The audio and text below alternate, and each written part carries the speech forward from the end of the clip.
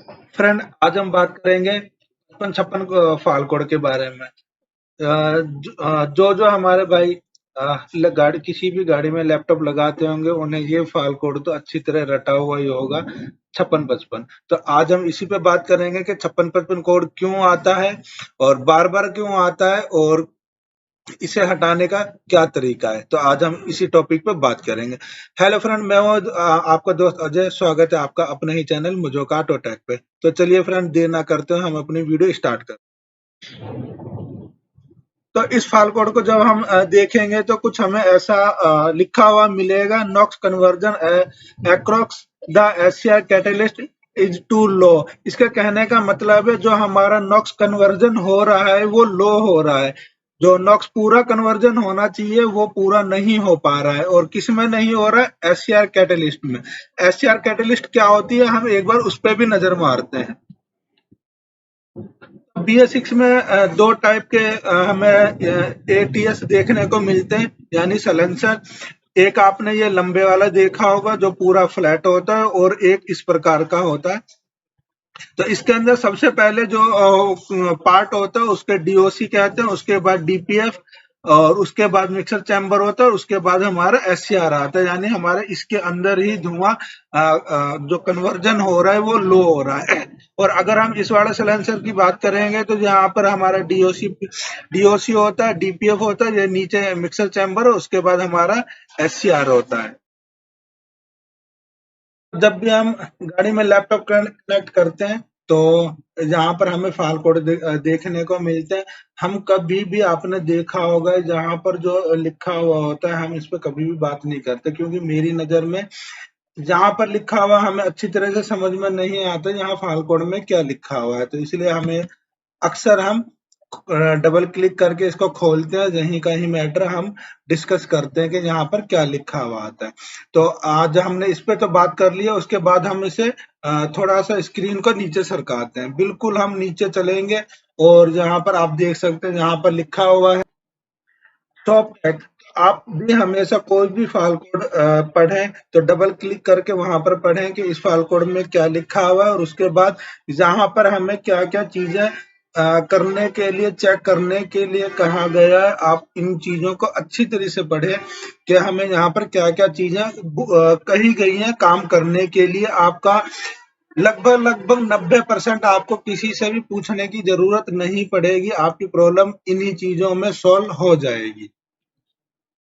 इस file code इसमें सबसे पहले हमें यही बताया गया है कि turbo shoot all other active knock sensor and SCR dosing system related fault code before the fault।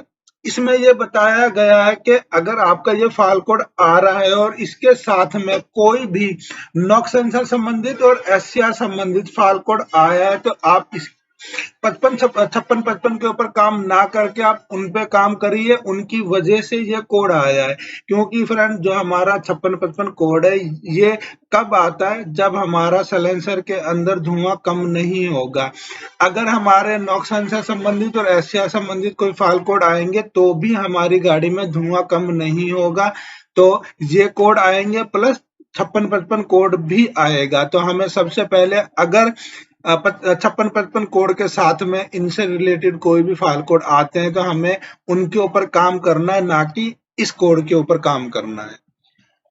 जैसा हमारा इस गाड़ी में हुआ है, इसमें भी हमारा 5655 कोड आ रहा है, लेकिन हमारा SCR संबंधित यहाँ पर एक कोड आया हुआ है 3147। तो हमने पिछली वीडियो में इसी फाइल कोड के ऊपर काम करा था, 5655 के ऊपर काम नहीं किया था। तो ये तो हम एक बात समझने के मैटर में हमने ये कोड इसी गाड़ी का ही ले लिया है।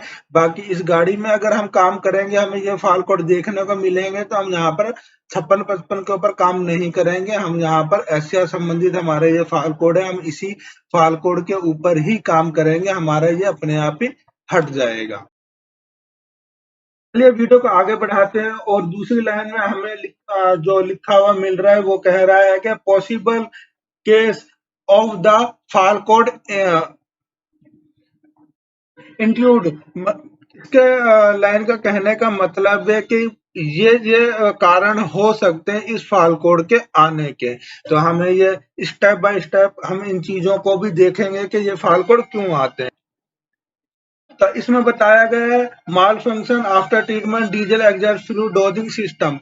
तो आप पहले ये चेक कीजिए कि हमारा डोजिंग सिस्टम सही है कि नहीं है। इसमें हम क्या क्या चीज चेक करेंगे, हमारा कहीं से डोजिंग सिस्टम है वो लीकेज तो नहीं हो रहा है। तो इस कंडीशन में हम लीकेज टेस्ट करेंगे, जो कि आप को कि मैंने वीडियो एक इसकी बनाई हुई है, आप वो जाके देख सकते हैं, जिसका लिंक आपको डिस्क्रिप्शन में मिल जाएगा। दूसरा, हम पूरी डोजिंग करवाएंगे जो कि 320 सेकंड की होती है, जिसमें हमारा 300 ml तक का आना चाहिए। उसके बाद हमें बता रहा है एग्जॉस्ट सिस्टम लीकेज। तो हमें एग्जॉस्ट सिस्टम का टोटल हमें देखना पड़ेगा, कहीं से हमारे एग्जॉस्ट सिस्टम जो साइलेंसर होता है उसका कहीं से पैकिंग लीक तो नहीं हो रहा है, या कहीं से वो फटा हुआ तो नहीं है। तो हमें ये चीजें देखनी पड़ेंगी कि हमारा साइलेंसर कहीं से लीकेज तो नहीं है। उसके बाद ये कह रहा है कि हमारा जो डीजल एग्जॉस्ट फ्लूइड है यानी यूरिया, उसकी क्वालिटी तो सही है, आप वो चेक करिए क्या उसकी क्वालिटी तो खराब नहीं हो रही है। तो अगर हमारी वो क्वालिटी खराब है तो आगे हमें देखने की जरूरत नहीं है, हम उसी चीज को पे ही हम काम कर लेंगे, यूरिया चेंज करके, और हम गाड़ी की ट्राई लेंगे कि हमारे ये फाल्ट कोड दोबारा आ रहा है या नहीं आ रहा। फ्रेंड, हम जो ये बात कर रहे हैं ये उस कंडीशन पे कर रहे हैं कि हमारा नॉक सेंसर और एससीआर सिस्टम रिलेटेड कोई भी फाल्ट कोड नहीं है। सिर्फ हमारा 5655 फाल्ट कोड आ रहा है, उसके बाद ही हमें ये चीजों को चेक करने की जरूरत पड़ेगी। तो उसके बाद हमारा जो हमें चेक करने के लिए कहा जा रहा है वो बताया जा रहा है कि हमारा जो यूरिया का फिल्टर है वो तो चौक नहीं है। आप उस फिल्टर को चेक कीजिए जो हमारे एक टैंक के अंदर होता है, और यूरिया की जो मोटर होती है उसके अंदर भी एक गोल फिल्टर होता है, आप उसे चेक कीजिए, वो चौक तो नहीं है। उसके बाद हमें बताया जा रहा है diesel exhaust fluid dosing unit filter screen. ये भी एक फिल्टर होता है, हम जो स्क्रीन फिल्टर जिसे बोलते हैं, हम एक बार उस पर भी चर्चा कर लेते हैं कि हमारे बहुत से व्यूअर को ये चीज का मालूम नहीं होगा ये फिल्टर कहाँ होते हैं। तो हम ये दो अलग अलग जगह फिल्टर लगते हैं, हम एक बार उस पर भी बात कर लेते हैं आगे बढ़ने से पहले। तो ये हमारी यूरिया वाली मोटर आप देख सकते हैं, और जहां पर हमारे दो पाइप लगते हैं, एक इनका बोलते हैं, एक को आउट का बोलते हैं। तो हमारा ये यहाँ पर आप देख सकते हैं, हमने एरो से दिखाने की कोशिश की है डीपीएफ मोटर इंटेल। तो जहां से हमारा यूरिया इस मोटर के अंदर खींचता है यानी अंदर जाता है। तो जब हम इस बोल्ट को खोलेंगे जहां हमारे ये पाइप लगता है, तो इसको खोलेंगे तो यहीं पे हमारा ये फिल्टर लगता है, जिसे स्क्रीन फिल्टर भी बोलते हैं। दूसरा, हमारा जो हमारी नोजल होती है जो यूरिया इंजेक्ट करती है, जो हमारे सिलेंसर के ऊपर लगता है, तो यहाँ पर भी हमारा यहाँ जब हम इसको खोलेंगे तो आप देख सकते हैं ये इस प्रकार का लगा हुआ था, जिसे डोजिंग वाल इनलेट बोलते हैं। यहाँ पर भी हमारा इस प्रकार का ये छोटा सा एक फिल्टर लगता है। तो फ्रेंड, ये दोनों फिल्टर भी आपको चेक करने चाहिए कि ये चौक तो नहीं हो गए हैं। उसके बाद हमें देखने को मिलेगा diesel exhaust fluid deposit in the D compressor tube. तो इसमें ये कहने का बताया गया है कि हमारे सलेंसर के अंदर, जिसे एटीएस भी बोलते हैं, उसके अंदर हमारा यूरिया जम तो नहीं गया है। तो इस कंडीशन में भी हमें ये फाल्ट कोड देखने को मिलेगा, तो हमें ये चीज भी चेक करनी पड़ेगी। आगे जो हमें बताया जा रहा है वो ये है कि for unit that has come back info with repeat failure, concerned of possibility that customer is not using ultra low sulfur diesel fluid. इसमें यह कहा गया है कि अगर आपने ये चीजें चेक कर ली हैं और उसके बाद आपने गाड़ी की ट्रायल ली है और 5655 फाल्ट कोड रिटर्न आ रहा है, तो ये भी पॉसिबल हो सकता है कि कस्टमर ने गाड़ी के अंदर लो अल्ट्रा लो सल्फर डीजल नहीं यूज कर रहा है। तो फ्रेंड, आप लोग बहुत से लोग ये जानते ही होंगे कि BS6 में जो डीजल हमें यूज करना चाहिए, उसमें सल्फर की मात्रा सरकार के बताए हुए नियमानुसार कम होना चाहिए, और कस्टमर ने वो हाई सल्फर वाला फ्यूल अगर यूज कर रहा है तो भी हमारा ये फाल्ट कोड आएगा। तो आपको डीजल की क्वालिटी भी चेक करनी पड़ेगी। बाकी डीजल की क्वालिटी चेक करने की कैसे किया जाता है उसके बारे में मुझे भी सॉरी मालूम नहीं है। वो एक हमें अनुभव के तौर पे देखना पड़ेगा कि ये डीजल सही है या खराब है। तो वो आप लोगों को अपने अनुभव के ऊपर ही ये डिसीजन लेना होगा कि हमारा जो डीजल है वो कौन सी कैटेगरी का है, सही है या खराब है। उसके बाद लास्ट में हमें ये बताया गया है कि ऐसा पॉसिबल हो सकता है कि हमारा एससीआर कैटेलिस्ट ही खराब हो, जिसकी वजह से बार बार ये फाल्ट कोड आ रहा है।